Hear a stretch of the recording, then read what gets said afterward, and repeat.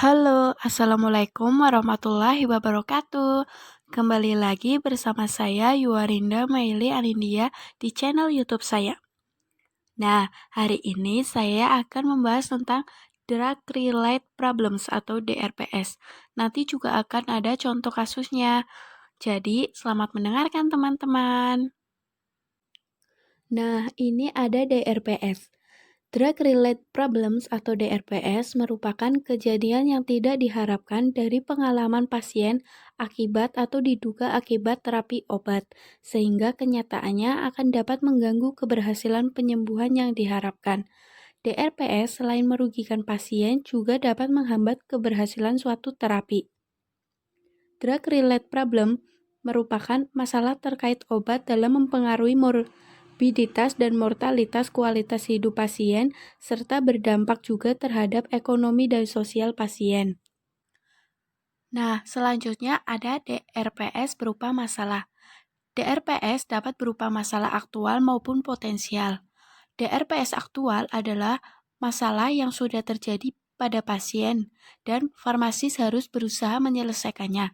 Sedangkan DRPS potensial adalah suatu masalah yang mungkin terjadi, suatu resiko yang dapat berkembang pada pasien jika farmasis tidak melakukan suatu tindakan untuk mencegahnya.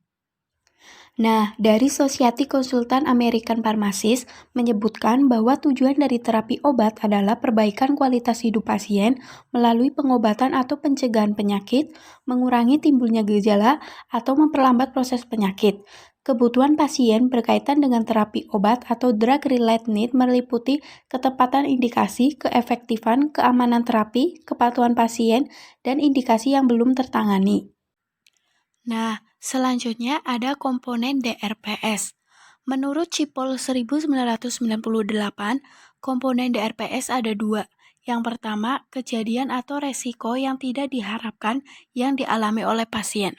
Kejadian ini dapat diakibatkan oleh kondisi ekonomi, psikologi, fisiologis, atau sosiokultural pasien.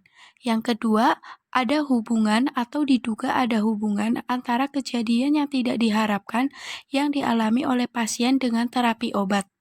Hubungan ini meliputi konsekuensi dari terapi obat sehingga penyebab atau diduga sebagai penyebab kejadian tersebut atau dibutuhkannya terapi obat untuk mencegah kejadian tersebut.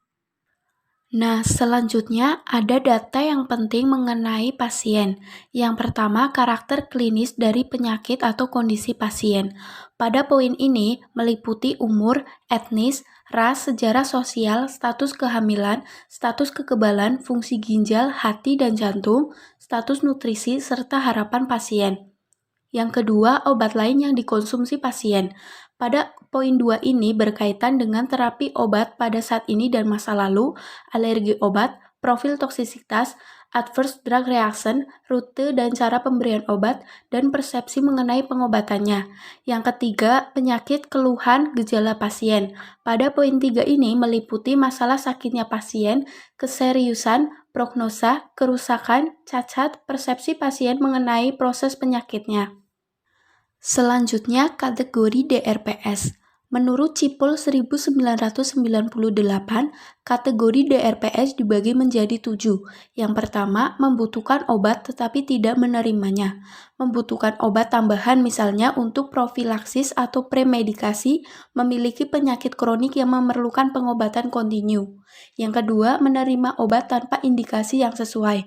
Menggunakan obat tanpa indikasi yang tepat dapat membaik kondisinya dengan terapi non-obat, minum beberapa obat padahal hanya satu terapi obat yang diindikasikan, dan atau minum obat untuk mengobati efek samping. Yang ketiga, menerima obat yang salah. Kasus yang mungkin terjadi, obat tidak efektif, alergi, adanya resiko kontraindikasi, resisten terhadap obat yang diberikan, kombinasi obat yang tidak perlu, dan bukan yang paling aman. Yang keempat, dosis terlalu rendah. Penyebab yang terjadi, dosis terlalu kecil untuk menghasilkan respon yang diinginkan. Jangka waktu terapi yang terlalu pendek, pemilihan obat, dosis, rute pemberian, dan sediaan obat tidak tepat. Yang kelima yaitu dosis terlalu tinggi. Penyebab yang sering terjadi, dosis salah, frekuensi tidak tepat, jangka waktu tidak tepat, dan adanya interaksi obat. Yang keenam, pasien mengalami ADR. Penyebabnya, pasien dengan faktor resiko yang berbahaya bila obat digunakan, efek dari obat dapat diubah oleh substansi makanan pasien, interaksi dengan obat lain, dosis dinaikkan atau diturunkan terlalu cepat sehingga menyebabkan ADR dan mengalami efek yang tidak dikehendaki yang tidak diprediksi. Yang ketujuh, kepatuhan. Penyebabnya, pasien tidak menerima aturan pemakaian obat yang tepat. Pasien tidak menuruti rekomendasi yang diberikan untuk pengobatan. Pasien tidak mengambil obat yang diresepkan karena harganya mahal. Pasien tidak mengambil beberapa obat yang diresepkan secara konsisten karena merasa sudah sehat. Selanjutnya, ada klasifikasi DRPS. Pharmaceutical Care Network Europe 2006 mengelompokkan masalah terkait obat sebagai berikut. Yang pertama, reaksi obat yang tidak dikehendaki atau ROTD, Adverse Drug Reaction atau ADR. Pasien mengalami reaksi obat yang tidak dikehendaki seperti efek samping atau toksisitas. Yang kedua, masalah pemilihan obat atau drug choice problem. Masalah pemilihan obat di sini berarti pasien memperoleh atau akan memperoleh obat yang salah untuk penyakit atau kondisinya. Masalah pemilihan obat antara lain, obat diresepkan tapi indikasi tidak jelas, bentuk sediaan tidak sesuai, kontraindikasi dengan obat yang digunakan, obat tidak diresepkan untuk indikasi yang jelas. Yang ketiga, masalah pemberian dosis obat atau drug dosing problem. Masalah pemberian dosis obat berarti pasien memperoleh dosis yang lebih besar atau lebih kecil daripada yang dibutuhkannya. Yang keempat, masalah pemberian atau penggunaan obat, drug use atau administration problem. Masalah pemberian atau penggunaan obat berarti tidak memberikan atau tidak menggunakan obat sama sekali atau memberikan atau menggunakan yang tidak diresepkan. Yang kelima, interaksi obat atau interaction. Interaksi berarti terdapat interaksi obat-obat atau obat makanan yang bermanifestasi atau potensial. Yang keenam, masalah lainnya atau others. Masalah lainnya misalnya pasien tidak puas dengan terapi, kesadaran yang kurang mengenai kesehatan dan penyakit, keluhan yang tidak jelas atau memerlukan klarifikasi lebih lanjut, kegagalan terapi yang tidak diketahui penyebabnya, perlu pemeriksaan laboratorium. Nah, selanjutnya ini ada contoh studi kasus DRPS. Contoh studi kasus ini saya ambil dari jurnal Yovita Dwi Arini, Vita Rahmawati, dan Trimurti Andayani yang berjudul Faktor Resiko Kejadian Drug-Related Problems pada Pasien Penyakit Kronis Rawat Jalan di Poliklinik Penyakit Dalam. Dan ini gambaran karakteristik pasien penyakit kronis rawat jalan Poliklinik Penyakit Dalam di RSUP Dr. Sarjito Yogyakarta. Nah, selanjutnya ada karakteristik diagnosa pasien penyakit kronis rawat jalan Poliklinik Penyakit Dalam di RSUP Dr. Sarjito Yogyakarta. Kelompok diagnosisnya itu ada hipertensi, diabetes mellitus tipe 2, dislipidemia, chronic arterial disease, hipertiroid, Graves' disease atau hipotiroid, obesitas, sirosis hepatik, peripheral arterial disease, dan neuropati DM. Selanjutnya ada karakteristik jenis obat yang diterima pasien penyakit kronis rawat jalan Poliklinik Penyakit Dalam RSUP Dr. Sarjito Yogyakarta.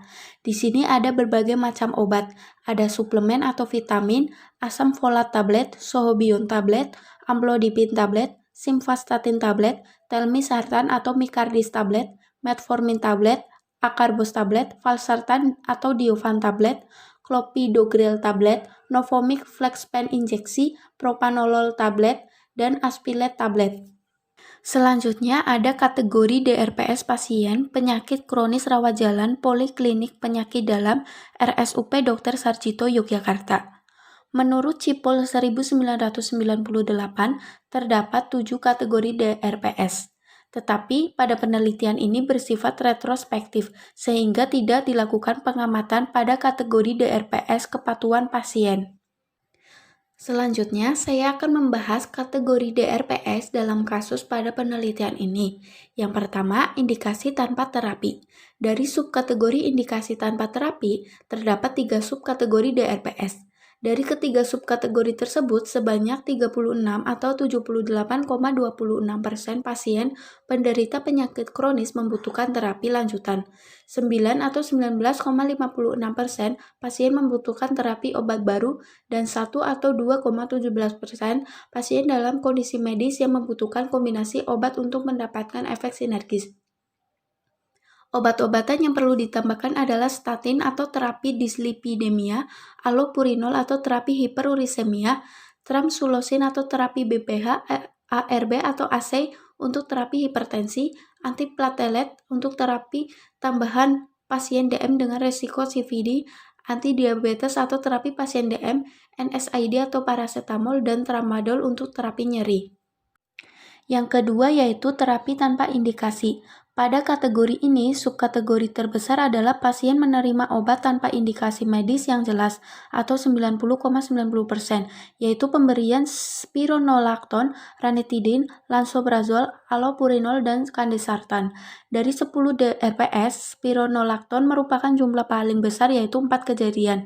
Spironolakton diberikan pada pasien penyakit kronis dengan diagnosa CH tanpa indikasi medis yang jelas. Yang ketiga, obat tidak efektif. Subkategori terbesar adalah pasien menerima obat yang efektif tetapi bukan yang paling aman atau 52,63%. Pada pasien DM, non-selective beta blocker dapat masking efek hipoglikemia atau tremor, takikardi, berkeringat, sehingga lebih disarankan untuk menggunakan beta blocker yang selektif, terutama pada pasien dengan terapi insulin. Carvedilol lebih disarankan. Dalam salah satu studi disebutkan carvedilol menurunkan onset DM pada pasien gagal jantung menurut Lexicon 2015. Yang keempat, dosis terlalu rendah. Dalam kategori dosis terlalu rendah ditemukan satu subkategori, yaitu dosis yang digunakan terlalu rendah dibandingkan dengan guideline terapi yang digunakan, sebanyak 9 pasien. Jenis obat yang masuk dalam subkategori ini adalah propanolol, glukosamin, dan bisoprolol. Yang kelima, ada dosis terlalu tinggi. Pada penelitian, sebanyak 41 pasien mengalami ketidaktepatan interval dosis.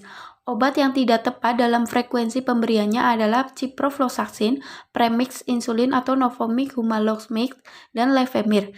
Ciprofloxacin merupakan antibakteri yang digunakan tiap 12 jam dengan dosis 500-750 mg per hari. Frekuensi pemberian premix insulin untuk pasien adalah 3 kali sehari, di mana tidak ada guideline terapi yang menyebutkan bahwa premix insulin dapat digunakan dengan frekuensi sampai 3 kali sehari. Dan yang keenam, ada reaksi obat yang tidak diinginkan atau ROTD. Pada penelitian ini, subkategori yang termasuk dalam ROTD adalah interaksi obat.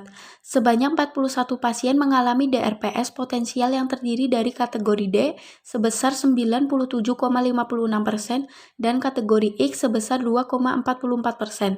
Interaksi obat yang termasuk dalam kategori D adalah interaksi obat yang signifikan secara klinis, akan tetapi memiliki keuntungan yang lebih besar daripada resiko jika diberikan bersamaan melalui intervensi spesifik atau monitoring secara agresif, penggunaan obat secara berselang atau jeda waktu, memilih agen alternatif lain. Terima kasih teman-teman yang sudah mendengarkan. Semoga ilmunya bermanfaat. Sampai jumpa di materi-materi berikutnya. Terima kasih.